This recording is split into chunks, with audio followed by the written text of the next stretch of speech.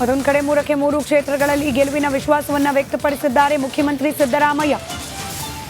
3 ಕ್ಷೇತ್ರದಲ್ಲಿ ಪ್ರಚಾರ ಮಾಡಿದ್ದೇನೆ, ಉತ್ತಮವಾದ ಸ್ಪಂದನೆ ಸಿಕ್ಕಿದೆ, ಹೀಗಾಗಿ ಕಾಂಗ್ರೆಸ್ ಅಭ್ಯರ್ಥಿಗಳು 3 ಕಡೆ ಗೆಲ್ತಾರೆ ಅನ್ನೋ ವಿಶ್ವಾಸವನ್ನ ಮೈಸೂರಿನಲ್ಲಿ ಮಾತನಾಡಿದ ಮುಖ್ಯಮಂತ್ರಿ ಸಿದ್ದರಾಮಯ್ಯ ವ್ಯಕ್ತಪಡಿಸಿದ್ದಾರೆ. ಸಂಡೂರಿನಲ್ಲಿ ಅನ್ನಪೂರ್ಣ ತುಕಾರಾಂ, ಶಿಗ್ಗಾವಿಯಲ್ಲಿ ಯಾಸರ್ ಪಠಾಣ್, ಹಾಗೆ ಚನ್ನಪಟ್ಟಣದಲ್ಲಿ ಸಿಪಿ ಯೋಗೇಶ್ವರ್ ಅವರದ್ದೇ ಗೆಲುವು ಅನ್ನೋ ವಿಶ್ವಾಸವನ್ನ ವ್ಯಕ್ತಪಡಿಸಿದ್ದಾರೆ ಸಿದ್ದರಾಮಯ್ಯನವರು.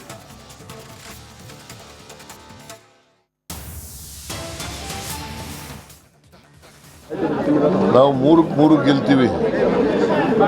ನಾನು 3 ಕಡೆ ಪ್ರಚಾರ ಮಾಡಿದ್ದೀನಿ. ನನಗೆ ಅಲ್ಲಿ ಜನರ ಸ್ಪಂದನೆ ನೋಡಿದ್ರೆ 3 ಕಡೆ ಗೆಲ್ತೀವಿ ಅಂತ ವಿಶ್ವಾಸ ಇದೆ. ನಾವು 3 ಗೆಲ್ತೀವಿ. ನಾನು 3 ಕಡೆ ಪ್ರಚಾರ ಮಾಡಿದ್ದೀನಿ. ನನಗೆ ಅಲ್ಲಿ ಜನರ ಸ್ಪಂದನೆ ನೋಡಿದ್ರೆ 3 ಕಡೆ ಗೆಲ್ತೀವಿ ಅಂತ ವಿಶ್ವಾಸ ಇದೆ. ನಾವು 3 ಗೆಲ್ತೀವಿ.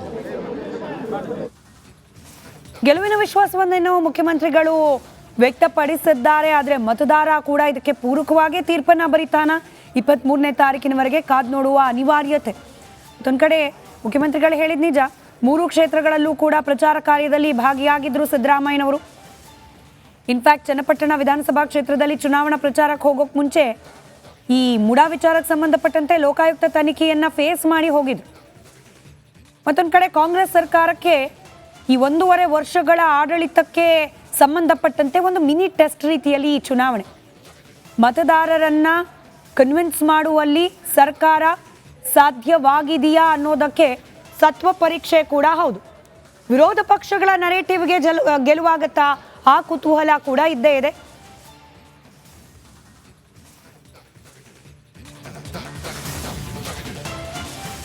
ಇನ್ನು ಮತದಾನ ಪ್ರಕ್ರಿಯೆ ಯಾವ ರೀತಿ ನಡೀತಾ ಇದೆ ಇದರ ಡೀಟೇಲ್ಸ್ನೊಂದಿಗೆ ನನ್ನ ಇಬ್ಬರು ಕಲೀಗ್ಸ್ ಏಕಕಾಲದಲ್ಲಿ ನೇರ ಸಂಪರ್ಕದಲ್ಲಿದ್ದಾರೆ. ಶಿಗ್ಗಾವಿಯಿಂದ ಮಂಜು ಪತ್ತಾರ್, ಹಾಗೆ ಸಂಡೂರಿನಿಂದ ನನ್ನ ಕಲೀಗ ರಂಜಿತ್, ಇಬ್ರು ಕೂಡ ನೇರ ಸಂಪರ್ಕದಲ್ಲಿದ್ದಾರೆ. ರಂಜಿತ್, 1 ಗಂಟೆ ಆಗಿದೆ ಹತ್ರ ಮಧ್ಯಾಹ್ನ. ಸೊ ಯಾವ ರೀತಿ ಇದೆ ಪ್ರತಿಕ್ರಿಯೆ?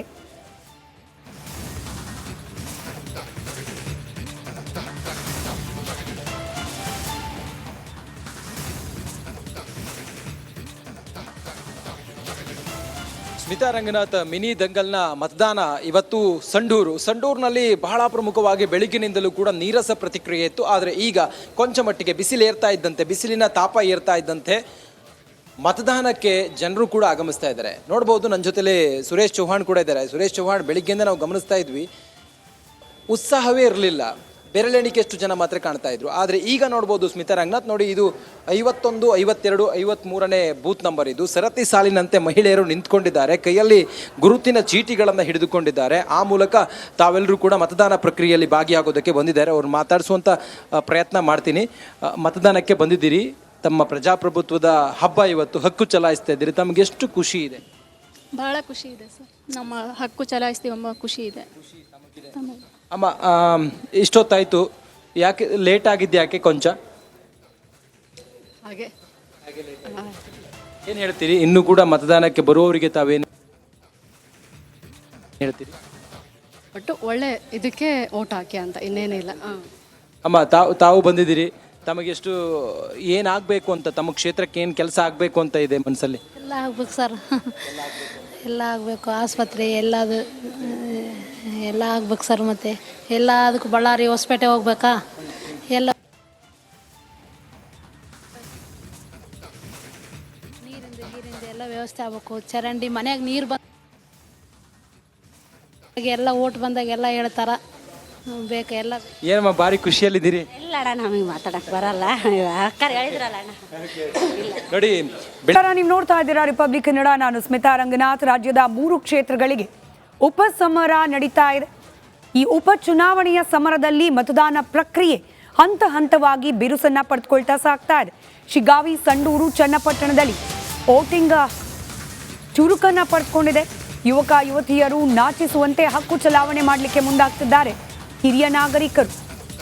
ಮತದಾರರಲ್ಲಿ ಇದು ಅನಿರೀಕ್ಷಿತವಾಗಿ ಬಂದ ಚುನಾವಣೆಯಾದರೂ ಕೂಡ ಮತ ಚಲಾವಣೆಯತ್ತ ಉತ್ಸಾಹ ಯಾವುದೇ ಕಾರಣಕ್ಕೂ ಕುಗ್ಗಿಲ್ಲ. ಸರತಿ ಸಾಲಿನಲ್ಲಿ ನಿಂತು ಹಿರಿ ಜೀವಗಳು ಮತದಾನವನ್ನ ಮಾಡಿದ್ದಾರೆ.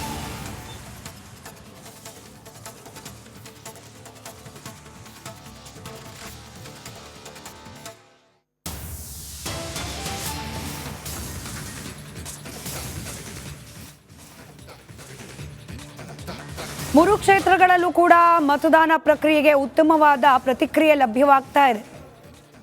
ಪ್ರಮುಖವಾಗಿ ಹಿರಿಯ ನಾಗರಿಕರು ಹೆಚ್ಚಿನ ಸಂಖ್ಯೆಯಲ್ಲಿ ಬಂದು ತಮ್ಮ ಹಕ್ಕನ್ನು ಚಲಾವಣೆ ಮಾಡ್ತಿದ್ದಾರೆ. ಇಲ್ಲಿವರೆಗೂ ಶಿಗ್ಗಾವಿ, ಸಂಡೂರು ಹಾಗೆ ಚನ್ನಪಟ್ಟಣದಲ್ಲಿ ಆನ್ ಆನ್ ಆವರೇಜ್ ಹತ್ತತ್ರ 30% ವೋಟಿಂಗ್ ಆಗಿದೆ. ಮಧ್ಯಾಹ್ನ 1 ಗಂಟೆ ಸಮಯ. ಮೂರು ಕ್ಷೇತ್ರದಲ್ಲೂ ಕೂಡ ಬೆಳಗ್ಗಿನಿಂದಲೂ ಸರತಿ ಸಾಲಿನಲ್ಲಿ ನಿಂತು ಮತದಾರರು ತಮ್ಮ ಹಕ್ಕನ್ನು ಚಲಾವಣೆ ಮಾಡ್ತಿದ್ದಾರೆ. ಜಿದ್ದಾಜಿದ್ದಿನ ಪೈಪೋಟಿಗೆ ಕಾರಣವಾಗಿರುವ ಚನ್ನಪಟ್ಟಣ ವಿಧಾನಸಭಾ ಕ್ಷೇತ್ರದಲ್ಲಿ ಖುದ್ದು ಸಿಪಿ ಯೋಗೇಶ್ವರ್ ಅಭ್ಯರ್ಥಿ ಕೂಡ ಬಂದು ಮತವನ್ನು ಚಲಾಯಿಸೋದನ್ನ ನೋಡಿದ್ರಿ. ಬೊಂಬೆ ನಾಡಿನಲ್ಲಿ ಸೈನಿಕ ವರ್ಸಸ್ ಅಭಿಮನ್ಯು ಜಟಾಪಟಿ. ಚನ್ನಪಟ್ಟಣದ ಮತದಾರರ ಒಲವು ಯಾರ ಕಡೆ? ತೀರ್ಪನ್ನ ಕಾಯ್ದಿರಿಸ್ತಾ ಇದ್ದಾನೆ ಮತದಾರ. ಇತ್ತ ಶಿಗ್ಗಾವಿಯಲ್ಲಿ ಗೆಲುವಿನ ವಿಶ್ವಾಸವನ್ನ ವ್ಯಕ್ತಪಡಿಸಿದ್ದಾರೆ ಭರತ್ ಬೊಮ್ಮಾಯಿ. ಅತ್ತ ಸಂಡೂರಿನಲ್ಲಿ ನಮ್ಮದೇ ಗೆಲುವು ಅಂತ ಹೇಳಿದ್ದಾರೆ ಅನ್ನಪೂರ್ಣ ತುಕಾರಾಂ. ಜಿದ್ದಾಜಿದ್ದಿನ ಪೈಪೋಟಿ ಮೂರು ಕ್ಷೇತ್ರಗಳಲ್ಲೂ ಇದ್ದು ಅಭ್ಯರ್ಥಿಗಳು ನಮ್ಮದೇ ಗೆಲುವು ಅನ್ನೋ ವಿಶ್ವಾಸವನ್ನ ವ್ಯಕ್ತಪಡಿಸುತ್ತಿದ್ದಾರೆ. ಆದರೆ ಮತದಾರ ತನ್ನ ತೀರ್ಮಾನವನ್ನ ಮತ ಚಲಾವಣೆಯ ಮೂಲಕ ಪ್ರಕಟಿಸ್ತಾ ಇದ್ದಾನೆ. 23ನೇ ತಾರೀಕಿನವರೆಗೆ ಯಾರ ಪರವಾಗಿ ವಿಜಯದ ಹೂಮಾಲೆ ಲಭ್ಯವಾಗಲಿದೆ ಅನ್ನೋದು ಕುತೂಹಲದ ಪ್ರಶ್ನೆಯಾಗಿಯೇ ಮುಂದುವರಿಯಲಿದೆ. ಚನ್ನಪಟ್ಟಣ ವಿಧಾನಸಭಾ ಕ್ಷೇತ್ರದ ಇಬ್ಬರು ಅಭ್ಯರ್ಥಿಗಳು ಕೂಡ ಗೆಲುವಿನ ವಿಶ್ವಾಸದ ಮಾತುಗಳನ್ನಾಡಿದ್ದಾರೆ. ನಿಖಿಲ್ ಕುಮಾರಸ್ವಾಮಿ ಆ ಕ್ಷೇತ್ರದ ಮತದಾರರಲ್ಲ, ಅದರ ಅಭ್ಯರ್ಥಿ ಅನ್ನೋ ಕಾರಣಕ್ಕೆ ಆ ಕ್ಷೇತ್ರದಲ್ಲೇ ಉಳಿಲಿಕ್ಕೆ ಅವಕಾಶ ಇದೆ. ಮತಗಟ್ಟೆಗೆ ಬಂದು ಪರಿಶೀಲನೆ ನಡೆಸಲಿಕ್ಕೆ ಅವಕಾಶ ಇರುತ್ತೆ. ಅದರಲ್ಲೂ ಒಂದಷ್ಟು ನಿಯಮಗಳನ್ನು ಪಾಲನೆ ಮಾಡಲೇಬೇಕಾದ ಕಡ್ಡಾಯ. ಮಿನಿ ದಂಗಲ್ನಲ್ಲಿ ನಾರಿಯರ ಪವರ್ ಪ್ರದರ್ಶನ ಆಗ್ತಾ ಇದೆ. ಹೆಚ್ಚಿನ ಸಂಖ್ಯೆಯಲ್ಲಿ ಮಹಿಳೆಯರೇ ಬಂದು ಮತದಾನವನ್ನ ಮಾಡ್ತಾ ಇದ್ದಾರೆ. ಉತ್ಸಾಹದಿಂದ ಹಕ್ಕನ್ನು ಚಲಾಯಿಸುತ್ತಿದ್ದಾರೆ ಮಹಿಳಾ ಮತದಾರರು. ವೀಲ್ ಚೇರ್ನಲ್ಲಿ ಬಂದು ವೃದ್ಧರು ಹಕ್ಕು ಚಲಾವಣೆ ಮಾಡಿದ್ದಾರೆ. ಕಳೆದ ಲೋಕಸಭಾ ಹಾಗೆ ವಿಧಾನಸಭಾ ಚುನಾವಣೆ ಸಂದರ್ಭದಲ್ಲಿ ಮತದಾನದ ಪ್ರಮಾಣ ಕಡಿಮೆ ಆಗಿದ್ರ ಬಗ್ಗೆ ಖುದ್ದು ಎಲೆಕ್ಷನ್ ಕಮಿಷನ್ ಆತಂಕವನ್ನ, ಕಳವಳವನ್ನ ವ್ಯಕ್ತಪಡಿಸಿತ್ತು. ಇದೀಗ ಬೈ ಎಲೆಕ್ಷನ್ ಆದರೂ ಕೂಡ ಹೆಚ್ಚಿನ ಸಂಖ್ಯೆಯಲ್ಲಿ ಮತದಾರರು ಮತಗಟ್ಟೆಗಳತ್ತ ಧಾವಿಸ್ತಾ ಇರೋದು ಉತ್ತಮ ಬೆಳವಣಿಗೆ ರೀತಿಯಲ್ಲಿ ಕಾಣ್ತಾ ಇದೆ. ಇನ್ನು ಅಭ್ಯರ್ಥಿಗಳು ಕೂಡ ವೋಟರ್ಸ್ ಆಗಿರುವ ಕ್ಷೇತ್ರಗಳು. ಅನ್ನಪೂರ್ಣ ತುಕಾರಾಂ ಅವರು ಸಂಡೂರಿನ ವೋಟರ್ ಕೂಡ ಹೌದು. ಅವರು ವೋಟ್ ಹಾಕಿದ ಸಂದರ್ಭದ ದೃಶ್ಯ ಗಮನಿಸ್ತಿದ್ದೀರಿ. ಹಾಗೆ ಶಿಗ್ಗಾವಿಯಲ್ಲಿ ಯಾಸರ್ ಪಠಾಣ್ ಸ್ಥಳೀಯರು, ಅಲ್ಲಿನ ವೋಟರ್ ಕೂಡ. ಅವರು ವೋಟ್ ಹಾಕಿದ ಸಂದರ್ಭದ ದೃಶ್ಯ. ಸಿಪಿ ಯೋಗೇಶ್ವರ್ ಸ್ಥಳೀಯರು. ಹಾಗಾಗಿ ಅವರು ಅವರ ಹುಟ್ಟೂರಿನಲ್ಲಿ ಮತ ಚಲಾವಣೆ ಮಾಡಿದ್ದಾರೆ ಪತ್ನಿ ಸಹಿತರಾಗಿ ಬಂದು. ಕ್ಯಾಂಡಿಡೇಟ್ಗಳೇ ತಮ್ಮ ಹಕ್ಕನ್ನು ಚಲಾಯಿಸಿದ ಸಂದರ್ಭದ ದೃಶ್ಯವನ್ನ ಏಕಕಾಲದಲ್ಲಿ ಗಮನಿಸ್ತಾ ಇದ್ದೀರಿ.